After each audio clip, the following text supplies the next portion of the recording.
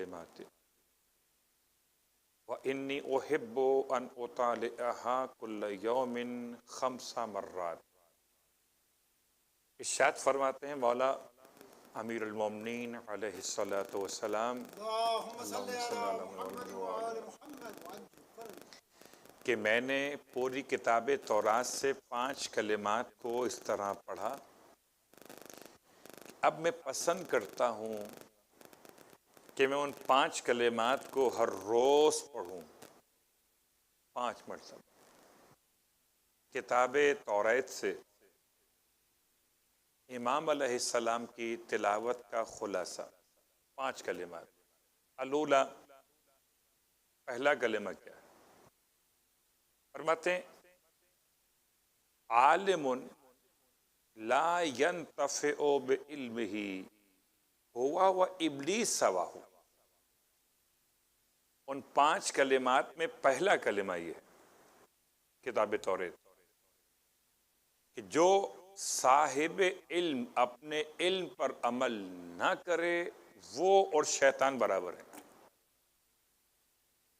بات واضح؟ پھر ارشاد فرماتے دوسرا کلمہ، فرماتے غنی لا ينتفع بمالہ ہوا والاجیر سواہ۔ کوئی صاحب ثروت اگر اپنے مال سے فائدہ حاصل نہ کرے تو وہ اور مزدور برابر ہیں۔ لا ينتفع یعنی فائدہ حاصل نہ کرے اپنے مال سے، غنی، تو وہ اور مزدور اجیر دونوں برابر ہیں۔ سلطان لا يعدل فی رعیتہ، کوئی حکمران جو اپنی رعیت کے ساتھ عدل نہ کرے، ہوا فرعون سوا ہو، ایسا حکمران فرعون کے برابر۔ امام شاہ فرما رہے ہیں 3 بات۔ چوتھی بات ارشاد فقیر یذلل لغنی طمعا لمالہ ہوا والکلب سواہ۔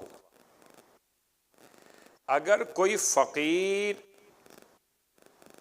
گڑ گڑائے کسی مالدار کے سامنے اس کے مال کی لالچ میں تو وہ اور کتا برابر ہے۔ امام فرماتے امرأۃ،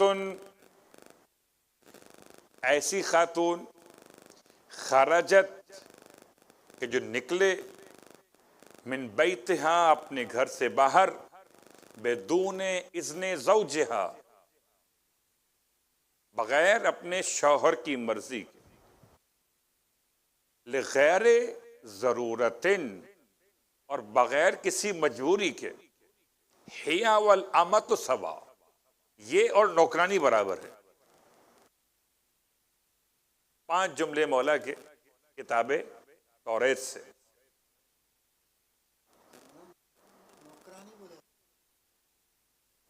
والامان، نوکرانی میں نے کہا ہے، اما کہتے ہیں کنیز کو، میں نے ترجمہ کیا آپ کی ہماری لینگویج کے اعتبار سے، ماسی کام کرنے والی۔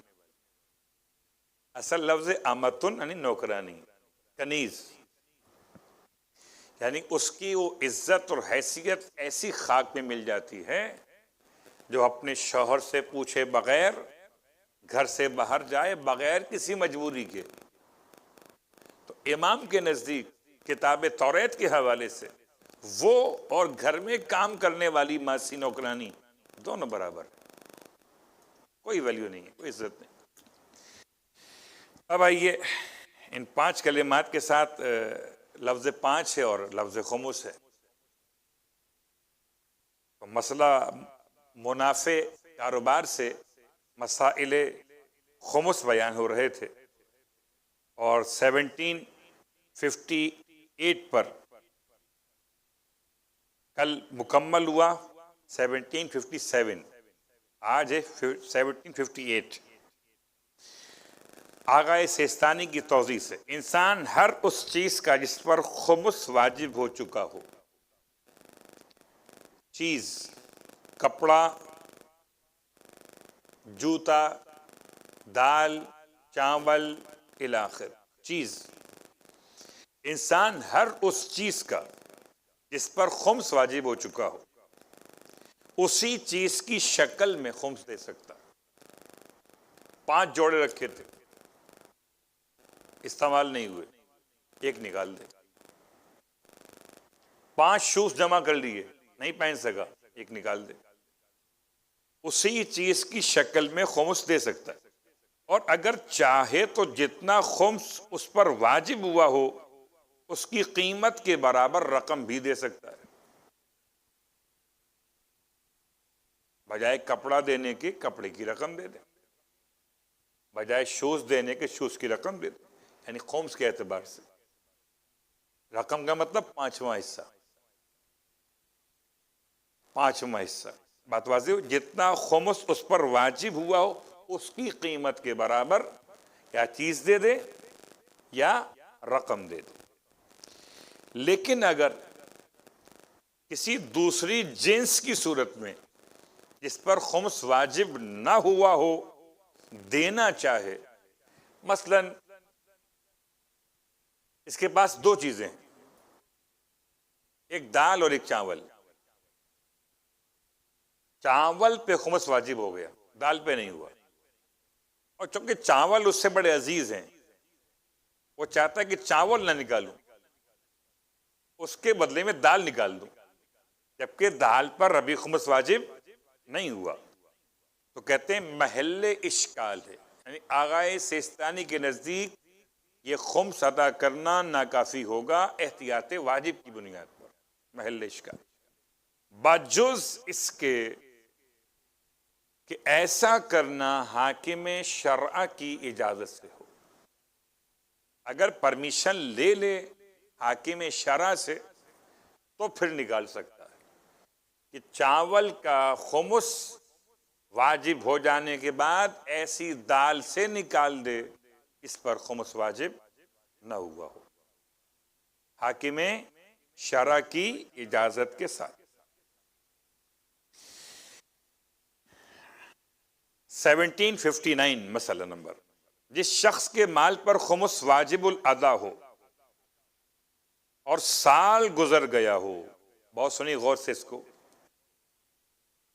خمس واجب الادا ہو اور سال گزر گیا ہو لیکن اس نے خمس نہ دیا ہو تو وہ اس مال میں تصرف نہیں کر سکتا. اپنا مال ہے لیکن چونکہ مال میں خمس واجب ہو جانے کے بعد خمس ادا نہیں کیا ہے تو اپنے مال میں مالک تصرف نہیں کر سکتا. نمبر مسئلہ 1760 1760، جس شخص کو خمس ادا کرنا ہو وہ یہ نہیں کر سکتا کہ اس خمس کو اپنے ذمے لے لے، ٹھیک ہے میں ادا کر دوں گا. یعنی کیا مطلب ادا کر دوں گا؟ اپنے آپ کو خمس کے مستحقین کا مقروض تصور کرے. بھائی میری ذمہ داری ہے، میں سب کو پہنچاؤں گا، سید کا پیسہ ہے، عالم کا، میں پہنچاؤں گا. نکال نہیں رہا، ذمہ لے رہا اور سارا سال مال استعمال کرتا رہے. مقروض ہوں سید کا، سہم سادات کے حوالے سے، مقروض ہوں مجتہد کا، سہم امام کے حوالے سے، دے دوں گا. سارا سال مال استعمال کرتا رہے اور اگر استعمال کرنے کی وجہ سے مال تلف ہو جائے، نقصان ہو جائے، خرچ ختم ہو جائے تو ضروری ہے کہ اپنی ذمہ داری کو ادا کرتے ہوئے خمس پہنچائے. یعنی پہلا مسئلہ تھا کہ ذمہ داری لیے بغیر مال خرچ نہیں کر سکتا. دوسرا مسئلہ ہے کہ ذمہ داری لے کے اپنا مال خرچ کرے لیکن اگر مال ضائع ہو جائے تو خمس کا وجوب اس کے گردن پر باقی رہے گا. اگلا مسئلہ 1761 مسئلہ نمبر 1761، جس شخص کو خمس ادا کرنا ہو، یہ بہت اہم مسئلہ ہے. کچھ لوگ اس مسئلے میں مبتلا بھی ہوتے، یعنی ان کا یہ مسئلہ ذاتی مسئلہ ہو سکتا ہے. جس شخص کو خمس ادا کرنا ہو، اگر وہ حاکم شرع سے مفاہمت کر لے. مفاہمت کا مطلب ہے اپنے مسئلے کو ڈسکس کر کے اپنے لیے آسانی ان سے لے لے. مفاہمت کر کے خمس کو اپنے ذمے لے لے تو سارا مال استعمال کر سکتا ہے، سارا مال استعمال کر سکتا ہے. اور مفاہمت کے بعد اس مال سے جو منافع اسے حاصل ہو وہ اس کا اپنا مال ہے. مثال دیتا ہوں، ہم اپنے مرجے کے وکیل کے پاس پہنچے. اب چونکہ مرجے سے تو ملاقات حاکم شرع سے تو ممکن نہیں ہے، اور حاکم شرع سے جب ملاقات ممکن نہ ہو تو جو ان کا خاص معتمد صاحب اجازہ وکیل ہو جا کے لوگ اس سے مل لیتے. اب اس سے آگے مل لیے، آپ نے اس سے اپنا مسئلہ طے کیا کہ مجھ پر خمس واجب ہو چکا ہے اور میں اپنے ذمے لیتا ہوں کہ ادا کروں گا، آپ مجھے اجازت دے دیں کہ میں مال استعمال کروں. انہوں نے پرمیشن دے دی کہ مال استعمال کر لیجیے. اب آپ اپنا مال استعمال کر سکتے ہیں. اس مال سے جو منافع حاصل ہوگا وہ اس کا اپنا مال ہے. اس کا خرچ کرنے والے کا، پرمیشن لینے والے کا. البتہ ضروری ہے کہ اپنا خمس والا قرضہ بتدریج اس طرح سے ادا کرے کہ اسے خمس ادا کرنے میں سستی نہ کہا جائے. ایک آسانی، ایک سہولت ان افراد کے لیے کہ جن کے لیے ایک ساتھ سارا پیسہ نکالنا خمس کے عنوان میں ممکن نہیں ہوتا، تو وہ مفاہمت کر سکتے ہیں. اور مفاہمت کی صورت میں اپنے خمس کو بتدریج، یعنی وہی انسٹالمنٹس، آہستہ آہستہ ادا کریں. اس طرح سے ایسا بھی نہ ہو کہ قسطیں بنوائی ہیں، مثلا آپ نے 100 روپے کی اور دے رہے ہیں 2 روپے، ایسا بھی نہ ہو. سستی نہ کہا جائے. جیسے اور قسطیں ادا کرتے ہیں بینک وغیرہ کی اور اپنے مقروض جو قرضوں کی، ایسے ہی اس کو بھی ادا کریں. یہ ایک آسانی تھی جو آغا نے بیان کی آپ کے ہمارے لیے. ٹھیک، آگے بڑھیں. 1762 1762 جو شخص کاروبار میں کسی دوسرے کے ساتھ شریک ہو. اب یہ مسئلہ بھی بہت پیش آتا ہے. آپ نے پارٹنرشپ میں کاروبار کیا ہے، شراکت کے مسئلے الگ آئیں گے، وہ الگ موضوع. یہ خمس کا مسئلہ ہے. کاروبار میں کسی کے ساتھ شریک، اگر وہ اپنے منافع پر، یعنی میں اور فلاں ایکس کوئی بھی شخص، ہم دونوں کے کاروبار کر رہے ہیں، میں اپنے منافع پر خمس دے دوں اور جو میرا پارٹنر ہے وہ نہ دے، اور اس کا حصے دار پارٹنر خمس نہ دے اپنے حصے کا، اور آئندہ سال وہ حصے دار اس مال کو جس نے خمس نہیں دیا، میرا پارٹنر، وہ اس مال کو جس کا اس نے خمس ادا نہیں کیا، اس کو دوبارہ پارٹنرشپ والے سرمایہ میں ایڈ کرنا چاہے. بات واضح ہو رہی ہے. میرا مال پاک ہو چکا ہے، میرے پارٹنر نے مال کو پاک نہیں کیا ہے.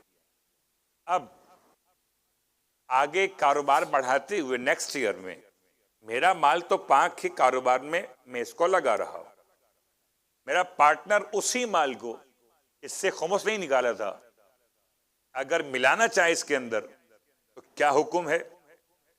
وہ حصے دار اس مال کو جس کا خمس اس نے نہیں دیا، سانجھے میں یعنی کہ پارٹنرشپ میں سرمایہ کے طور پر پیش کرے، کیپٹل کے طور پر.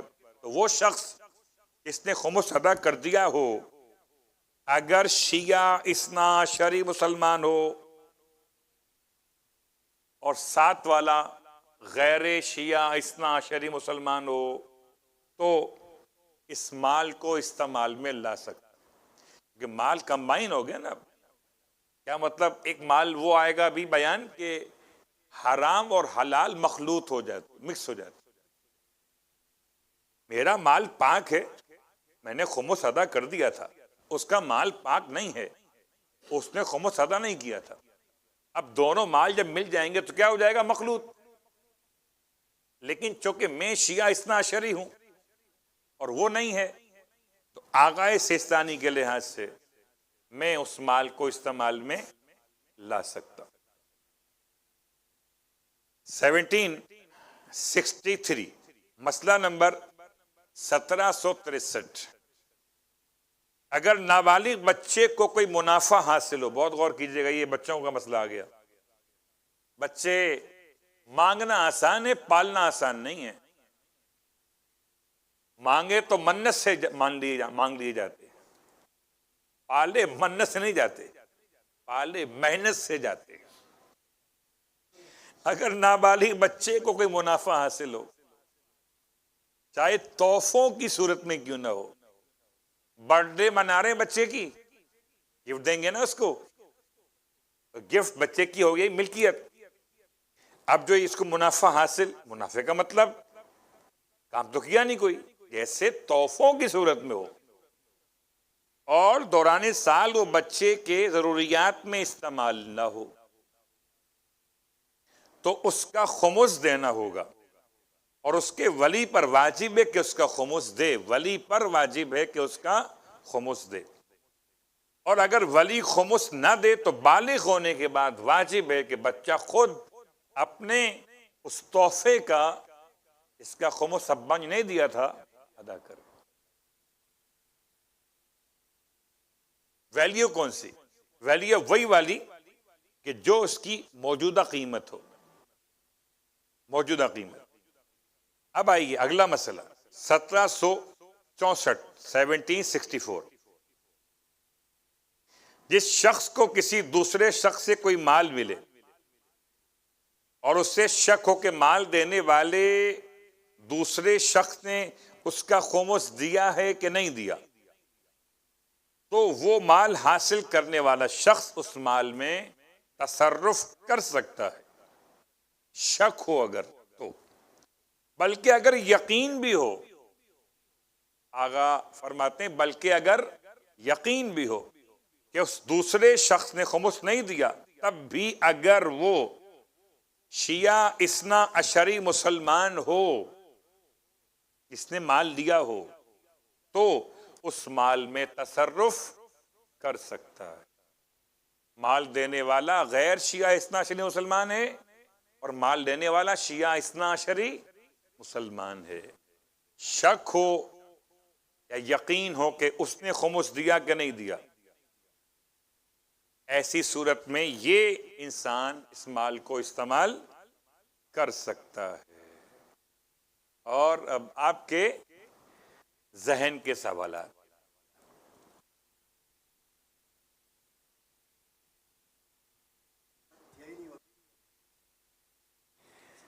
اس کا مسئلہ بھی آنے والا ہے.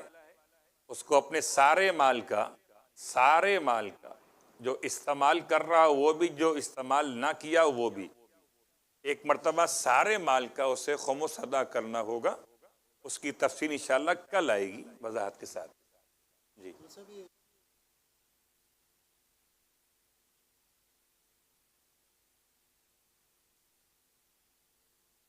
بسم اللہ الرحمن الرحیم. یہ سوال مخصوص ہے کہ جیسے کسی کے پاس ذمہ داری ہے، اور ذمہ داری کی صورت میں اگر مثال دیتا ہوں میں اپنی، میں 2-4 افراد کا فطرہ میرے پاس رکھا ہوا ہے اور میرے خمس کی تاریخ آ جاتی ہے، تو مجھے کیا وہ جو اوروں کے امانتیں میرے پاس رکھی ہیں فطرے کی شکل میں؟ جواب جی نہیں، مجھے اس کا خمس ادا نہیں کرنا ہے، چونکہ وہ میری ملکیت نہیں ہے.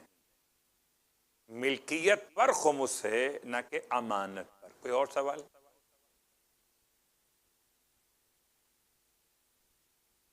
کوئی لازم نہیں ہے خمس کا سوال پوچھیں.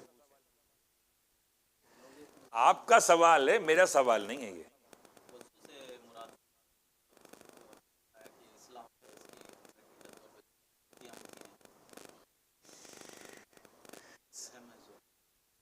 وضو کے حوالے سے ایک سوال جو کیا گیا تھا، اس کا جواب آپ کی خدمت میں بیان کر دیتا ہوں وضو کے حوالے سے، کہ وضو کا چہرہ، وضو میں آپ کا چہرہ اور آپ کے ہاتھ دھوئے جاتے اور آپ کے سر کا اور پیروں کا مسح کیا جاتا۔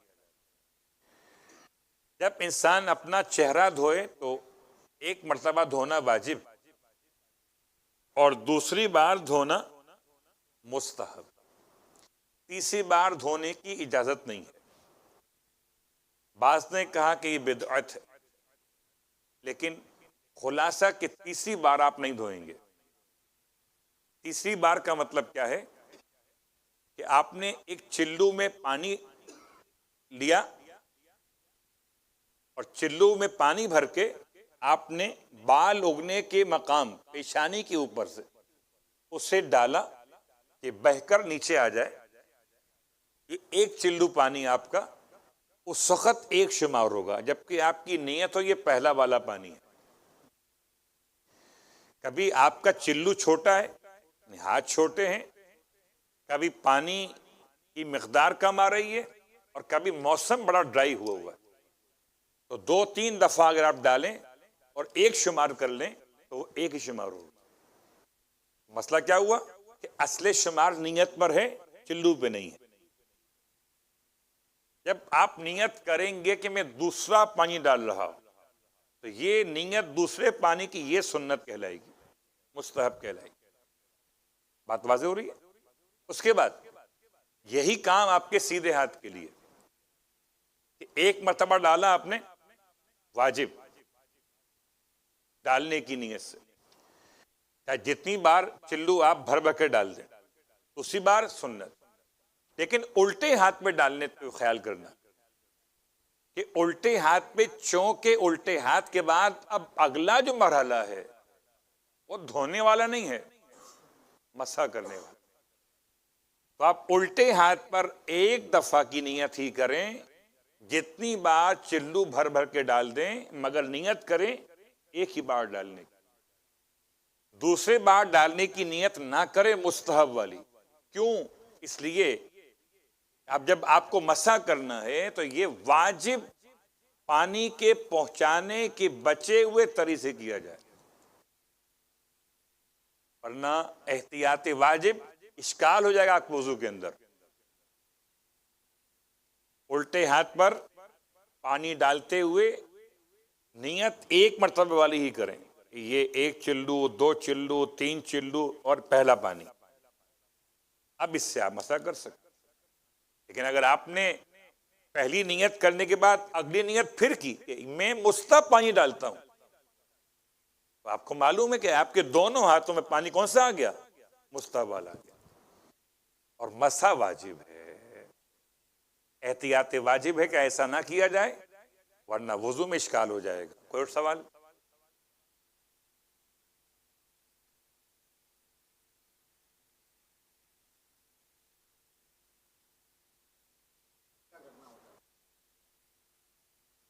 سوال کیا گیا پانی پہنچانا، پانی بہانا، گیلا کرنا، کم از کم واجب گیلا کرنا، اور گیلا کرنے کا مطلب کہ ایسا گیلا کرنا کہ کوئی سوئی کی نوک کے برابر بھی حصہ خشک نہ رہ جائے۔ آپ کا سوال؟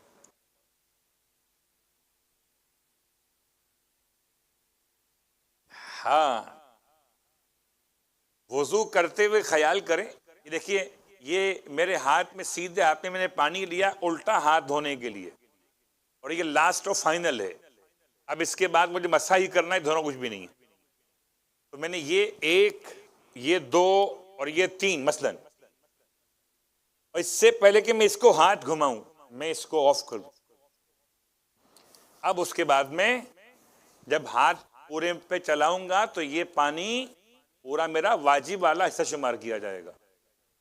یہ پانی وہاں بہتا رہے، میں یہ کرتا رہوں، پانی بہتا رہے، 2 گنا ہوں گے، ایک اسراف کا، دوسرا مشکلات آئیں گی۔ اب اگر بند کرو گے سیدھے ہاتھ سے تو وہ پانی جو ہوگا اس سے مسح نہیں کر سکتے، پھر مسح آپ کو الٹے ہاتھ سے کرنا پڑے گا۔ کر سکتے، جائز ہے، لیکن بہتر ہے کہ سیدھے ہاتھ سے کیا جائے سر کا مسح۔ بات واضح ہو گئی؟ تو بچائیں پانی کو ضائع ہو جانے سے۔ جیسے ہی آپ نے آخری چلو لیا الٹے ہاتھ کے لیے، آپ اس کو آف کر دیں، نلکے کے منہ کو بند کر دیں، اس کے بعد آرام سے ہاتھ کو پھیر۔